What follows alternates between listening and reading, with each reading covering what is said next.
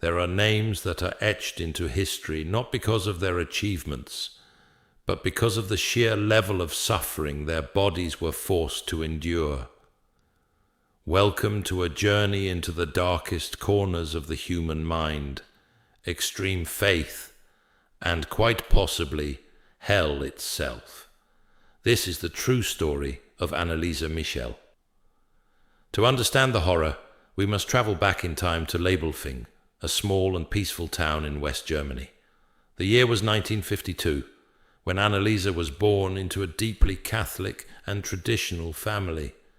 Her mother, Anna, was a stern woman, deeply scarred by the guilt of having an illegitimate daughter before marriage, a child who tragically passed away. This shadow of sin and the constant need for redemption stained Anneliese's childhood. The young girl grew up in an environment where the fear of God and eternal punishment dictated every daily action. Anneliese was a kind, sweet girl who played the accordion and showed an unusual religious devotion. She would often sleep on the stone floor to expiate the sins of drug addicts and wayward youth who strayed from the church. But in 1968, when she was just 16 years old, the fabric of her reality began to unravel. One autumn night, an invisible force seemed to crush her chest.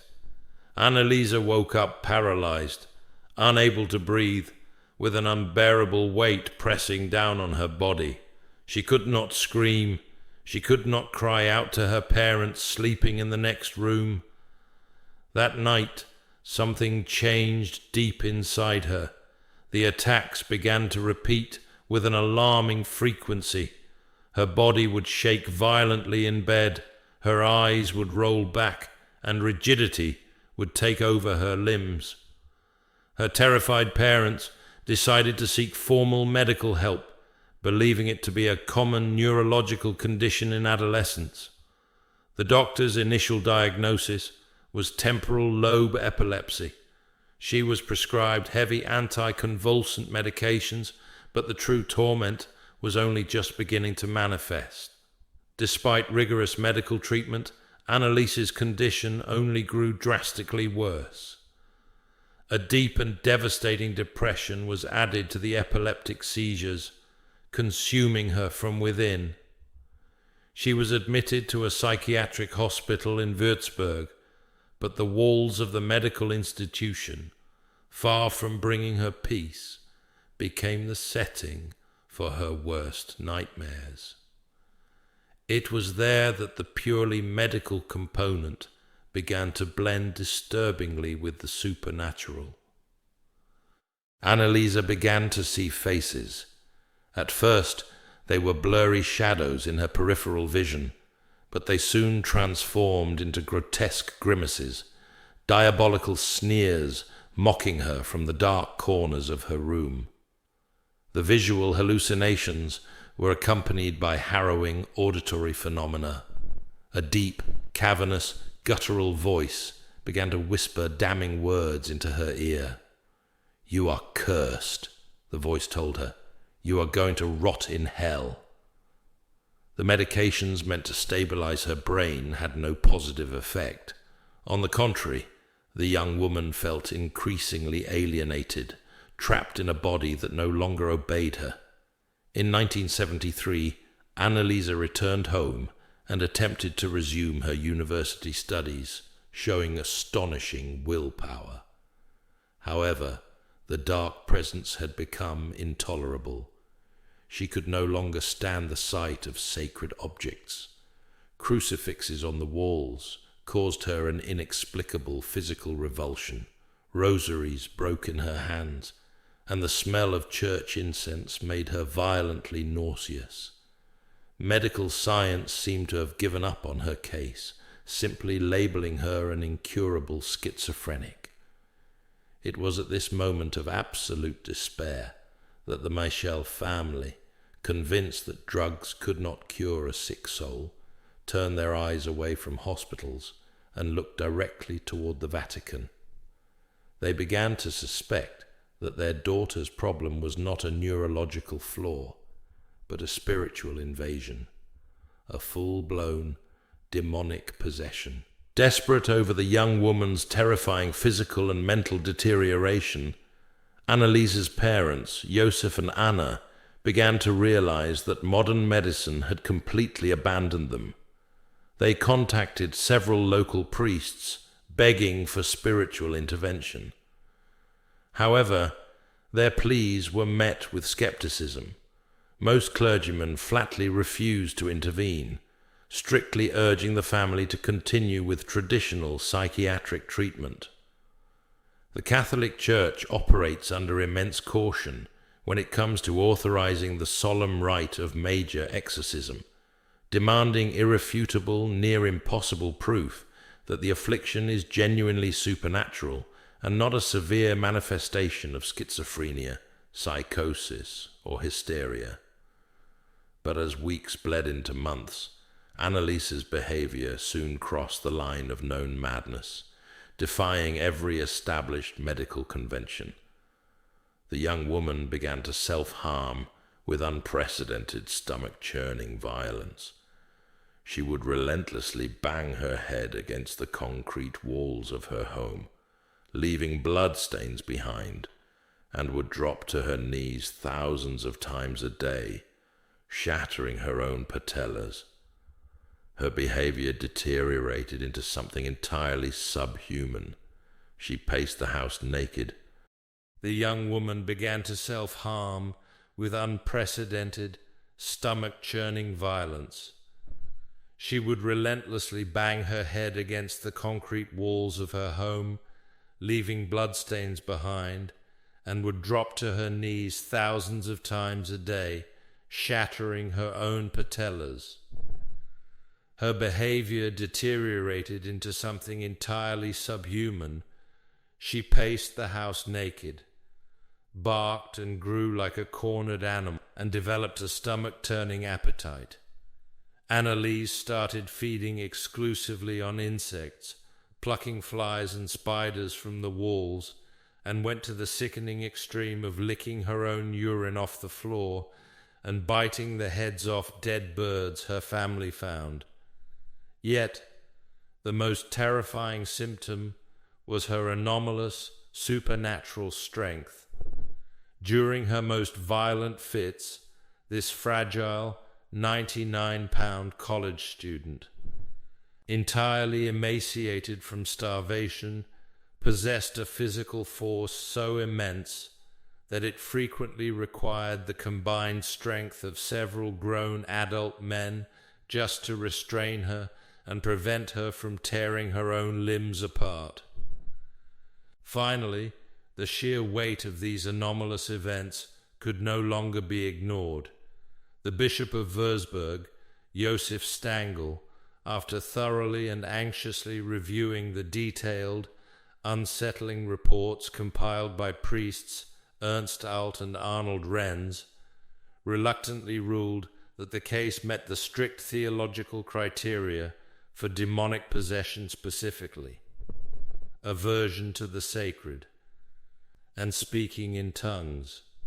In September 1975, the bishop officially signed the decree authorizing the application of the Rituale Romanum, the ancient, highly regulated 1614 exorcism rite of the Catholic Church. However, the Church knew the explosive nature of this decision.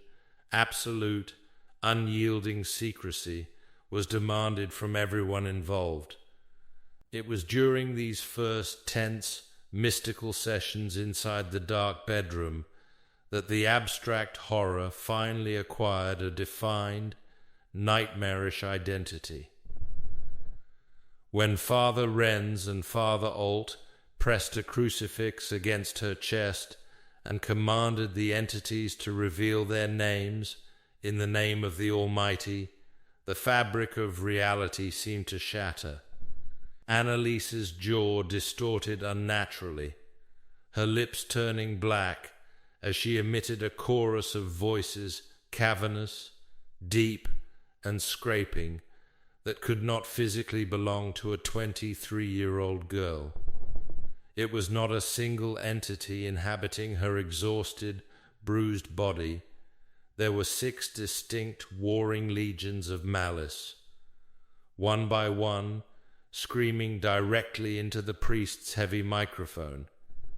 They revealed their names with arrogant malice: Lucifer, the fallen angel and prince of darkness; Cain, the world's first fratricide; Judas Iscariot, the ultimate betrayer of Jesus Christ; Nero, the bloodthirsty Roman emperor; Fleischmann, a disgraced, murderous German priest from the 16th century; and finally, Adolf Hitler himself. 6 towering figures of historical, theological, and cosmic evil had chosen the frail chest of a helpless, innocent college student as their final, gruesome battlefield on earth. What followed the bishop's authorization was a headlong descent into the abyss of human agony. Between September 1975 and June 1976, Anneliese Michel was subjected to a total of 67 exorcism sessions. They were held once or twice a week, and each one dragged on relentlessly for 4 or 5 continuous hours. The priests made a fatal mistake that would seal the young woman's fate. With the consent of Anneliese and her parents, they decided to completely suspend all medical and pharmacological treatment. They entrusted her life exclusively to the power of prayer and religious rituals. The exorcisms were meticulously recorded on audio reel-to-reel tapes by the priests. Those recordings, which can still be found in the darkest corners of the internet today, are truly blood-curdling.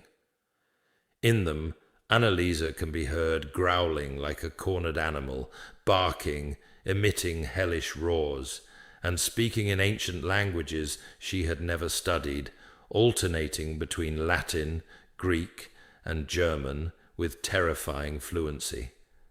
The voices mocked the cleric's prayers, uttering blasphemies that froze the blood of everyone present. Anneliese's body became a devastated battlefield. She performed thousands of genuflections a day, falling to her knees with such violence that she eventually tore her own tendons and shattered her joints.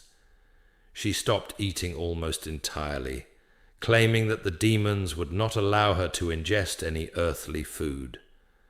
Her face transformed into a mask of absolute pain, eyes sunken and blackened from lack of sleep, prominent cheekbones, lips torn from biting herself, and a body covered in bruises and open sores. By the spring of 1976, Anneliese was suffering from advanced pneumonia and severe malnutrition that had reduced her to a living skeleton. Her final session took place on June 30th, 1976. Weak, feverish, and on the verge of total collapse, she looked at her mother one last time and whispered her final words. "Mother, I'm afraid." On July 1st, 1976, silence finally came to the room. Anneliese Michel passed away in her sleep at the age of 23.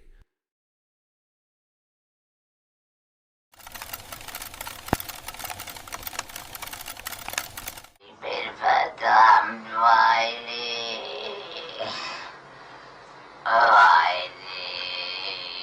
So schlecht mein Amt verwaltet habe. Wer bist du? Judas. Nein.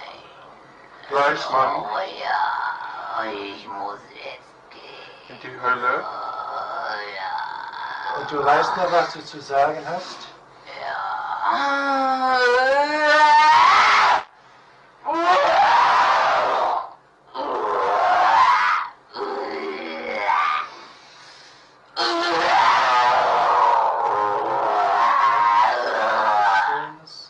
Und des Heiligen Geistes. Gottes. Des Heiligen Geistes. Geistes.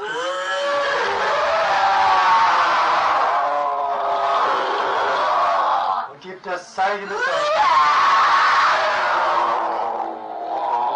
und sprich das Zeichen zum Ausfahren.